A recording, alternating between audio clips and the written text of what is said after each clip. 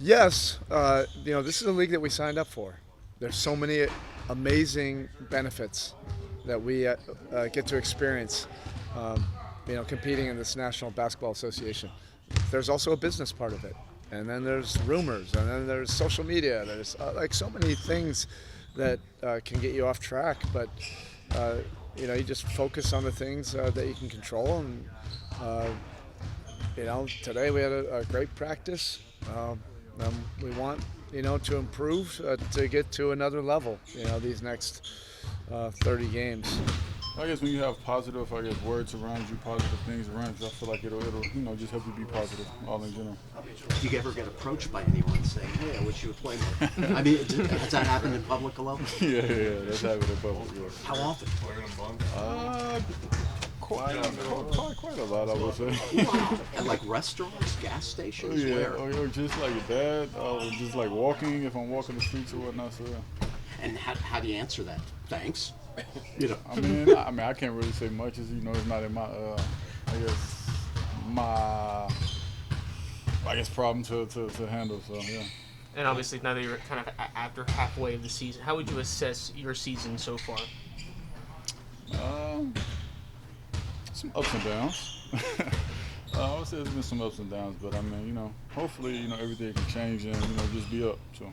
Sorry, what did you start? But just like on a day like today, a lot of rumors going around and stuff like that. Just how do you kind of stay focused and kind of what's your mindset, I guess, on a day like today? The same as every other day. Through the whole trade deadline week. So, just stay positive. Come in, put in the work. No matter what the situation is, because it can happen. It probably won't happen. And so you just continue to come in, put in the work, get better, focus on my game, and control the controllable. Kel'el, what were your initial reactions as far as being named to the Rising Stars game, and what were some of the, comments that were made around the building? Yeah, it's that's a big thing. So obviously be named, Rising Stars. It shows that, the work that I've been putting in is, starting to, become noticeable and become noticed. And so you got to keep that up. To answer your question, it brought me joy as well. Just to be named that. Only a few people can be named that, like one time. So you can only be a Rising Star one time, but you could be, hopefully in the future, an All-Star, a couple times. So. What are you looking forward to the most going out to LA? What are you looking forward to that? Just being around those guys, being around that atmosphere, just being able to enjoy the moment and just have fun and embrace it. Definitely meaningful, just a milestone that I accomplished that I set out as a kid. I always want to be at that stage. I think it's a testament of my hard work, my commitment to the game, my continued belief in myself at the level of a player that I can be and continue to strive to be. So it's definitely a great accomplishment for me personally, and I wouldn't be able to be in this position if it wasn't for the organization, for the team, my teammates, allowing me to come in here as a new player in this system and accepting me for who I am and allowing me to be me. What person shared the news with you that you would know? We actually sat and watched the announcement, the pregame show with me, my friends on Zoom, my family on Zoom, since they couldn't be here in person. So we all kind of got the news together. So it was definitely an amazing moment for me and weekend. This is sort of like a full circle moment for you. Obviously, you've been talking about it for many years now. So was that kind of like a full circle moment? I think it's a moment that just solidified everything I was saying. People were looking at me, talking about me crazy on social media when I first came out and opened up about that being one of my goals and saying I'm an All-Star. I believe I am one. This dated back to when I first got to the Clippers, and people kind of blasted me and killed me in the media for saying that. But it's the belief I had in myself and my abilities and the work that I continue to put in each and every year, each and every summer, just trying to work on my game, get better, and show the work that I've put in. So for me, it was just like a stick it to the moment. They've always doubted me and my abilities and trying to put me in this box. But I've always believed in myself and that I'm capable of more. So it's a good accomplishment, but it's not the peak for me. There's a lot more to go out and go get. There's a lot more wins that we need to go get. So now it's just focusing back in on how we can close out these last couple games before the break. You spoke about it a little bit. Is there more motivation now? Because obviously the past couple games, you've been kind of up and down a little bit. So was Just being able to watch and see how I can come back in and affect the game. It's not always about coming back in and affecting with my ability, but it's on a leadership role. You know, when you're able to watch the games and you're not in it, you know, you're able to see certain things that we're missing as a team or things that we can clean up and get better at. So coming back in and filling that void and being more vocal in that leadership role and making sure that we're all tied together, locked in, and on one accord. You know. I know people are saying different things in the media about where we're at, the teams and stuff that we've lost to, games that we should have won, but that doesn't matter now. You know, it's all about locking back in and getting this thing right. Like I said, going into the break and moving forward, because now all these games have a little extra meaning to it because seasons and positioning as we get closer and closer to the postseason. So getting this team back into the belief and the confidence individually and collectively, and going out there and putting on a good brand of basketball going forward. Obviously, you know, it's been a busy trade deadline. There's a lot of talk about what the Heat may or may not do. Just what's it like, you know, having been around the league for a while now, on days like today where, you know, players are being moved around the league and everything? I think the biggest thing as players, you know, me being a part of it, being traded multiple times at the deadline, is just controlling what you can control. You know, we know that no matter what happens, you know, it's a business, and if guys do get moved, you know, we're going to show love and support, but we don't really think about it. You know, we talk about the moves and stuff that are happening around the league, but in terms of, you know, your name being brought up in trades and things like that, I take it as something meaningful, because if your name's not being brought up, you know, you don't have really value, you know, but teams want you and value and see how you can come in and help their team. So it's a good thing, you know, but we just focus on the moment and what we can control. And if moves do happen, we support. If they don't, we lock in and with the group that we have and go out there and try to get wins. Do you think coming here to Miami has been able to allow you the platform to show the leader that you are and show the play that you can play, that you are an all-star? Yeah, definitely. You know, like I said, previous teams, you know, we had 4 or 5 Hall of Famers, 3 Hall of Famers here. You know, we have 2 multiple All-Star. I know Tyler was All-Star last year, but, you know, we don't have that perennial Hall of Fame player, that generational player.